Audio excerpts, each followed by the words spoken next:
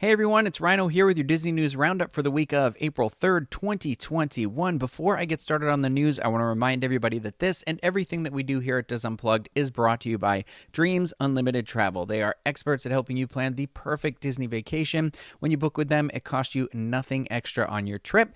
You can visit them on the web at dreamsunlimitedtravel.com. So now that I've said that, let's move on to the news, and it is a big day because the Centers of Disease Control have now updated their COVID-19 travel recommendations for both domestic and international travel, while still recommending that unvaccinated United States citizens who wish to travel internationally avoid doing so.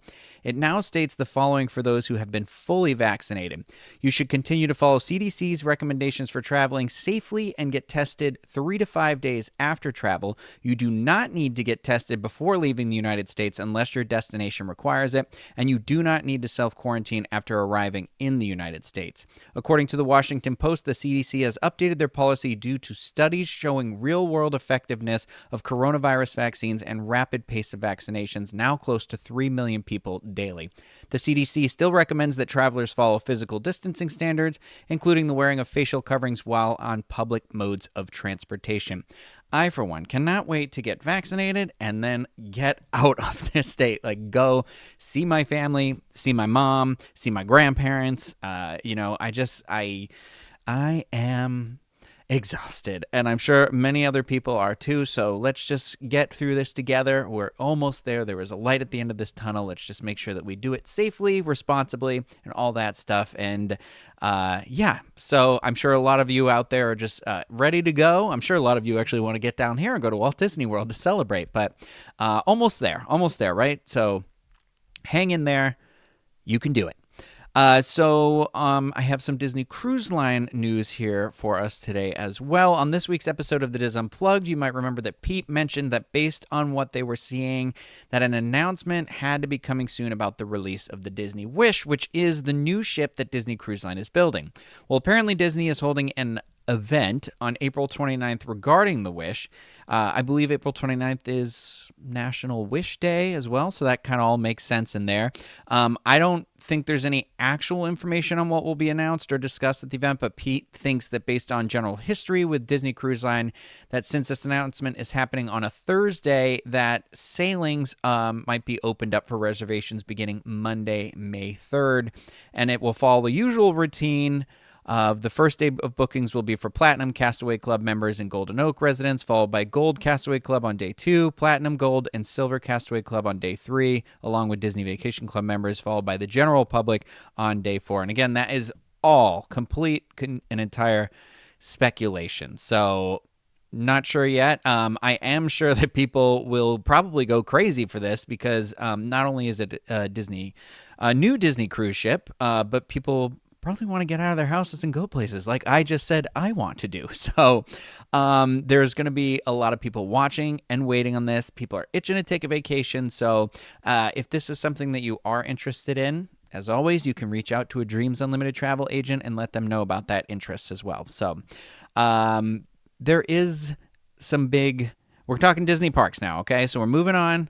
And we're going to talk about Disneyland first because Disneyland's opening is on the horizon. I believe as of right now, it's April 30th, I think, of this month. I should have written it down here in my script, but I didn't. But yay for that happening soon. Yay for all those cast members being able to go back to work, and hopefully everything kind of starts moving around out there safely, obviously.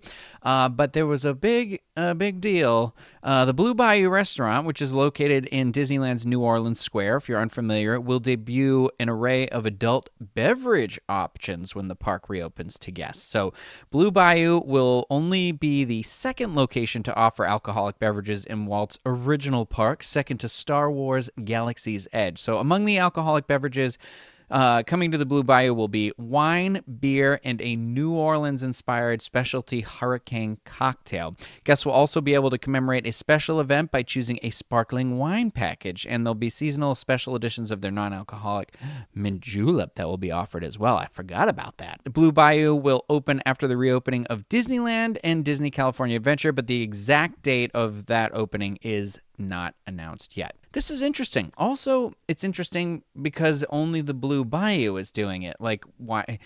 I think it's just they know how much money they can make on alcohol, and they can't leave any money on the table anymore. Obviously, if it's like restricted to there and it's not beer and wine carts like in the street everywhere, like leave that at California Adventure. I love it over there. I'm not knocking it.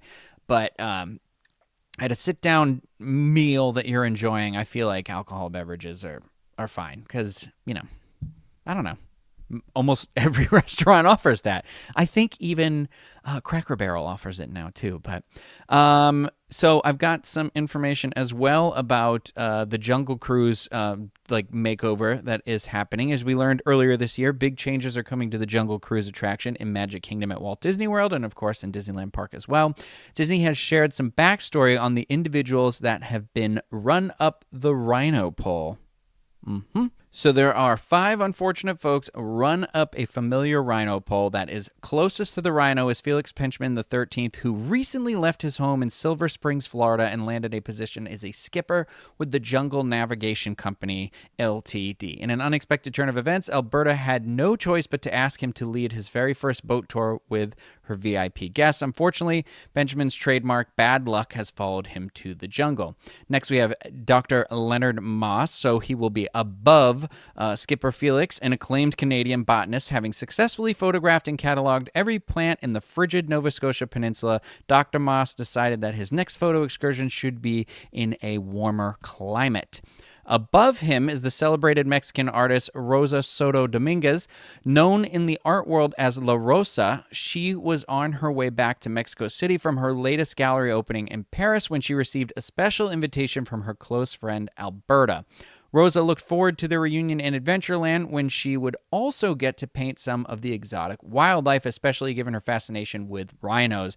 As luck would have it, she ended up a little too close and personal with one. Next is Japan's preeminent entomologist and a member of the famed Society of Explorers and Adventurers, Dr. Kan Chanosuke, who traveled to the jungle on a mission to find new specimens for his world-class collection of insects. As an admirer of Dr. Fall's legacy, Chanosuke was hopeful that his younger Falls would be able to lead the way to the legendary Myrmecolion, I don't know how to say that word, also referred to as the Lion of Ants. Unfortunately, he has only been able to find butterflies, mosquitoes, and a rhino. Up top is Shiban Puffin Murphy, probably didn't say that name right, who traveled all the way from the small island of Dingle, Ireland to pay a surprise visit to her distant cousin twice removed on her father's side, Alberta.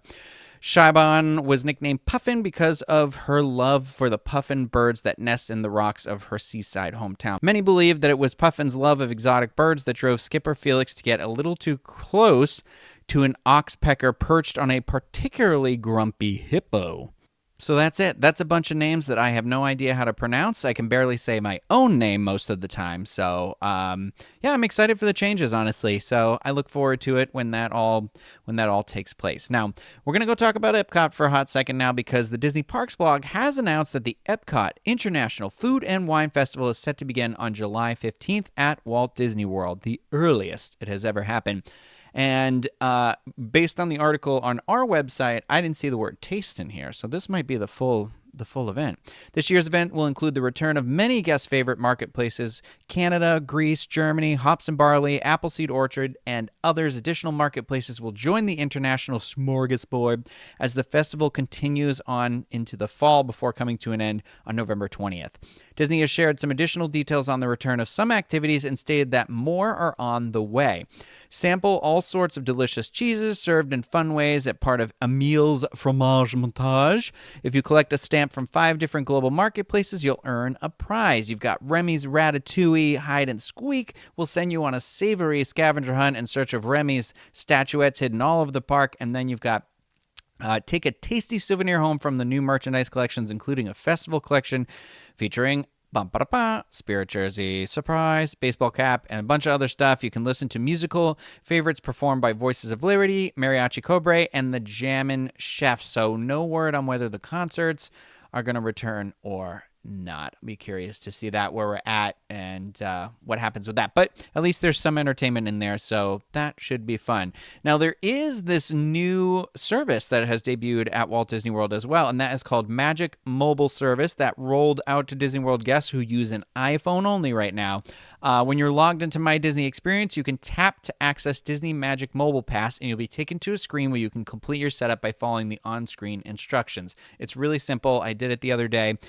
You can add your annual pass to your Apple Wallet by doing this. Once you've successfully created your pass, you'll have the options to select the style of your choosing. There are special ones for DVC members and annual pass holders, and apparently you don't even have to unlock your phone when you get to the turnstiles as well. I set it up in my phone, but I haven't used it yet at the park because the park passes were out for the day. So, but I'm excited. It's one less thing I have to worry about. Like, just take the phone out of my pocket. That's how I pay. That's how I'm getting in. So whatever, easy. I'm happy. Anybody who has a problem with it, I don't know. I don't know. Times, they are a-changing, right? We're moving into the future. So I have one last story before we go, and that is about a show I am very, very excited about. Obi-Wan Kenobi, the new Disney Plus special event series, which will see Ewan McGregor returning as the iconic Jedi Master. That show is going to finally begin shooting in April of this year.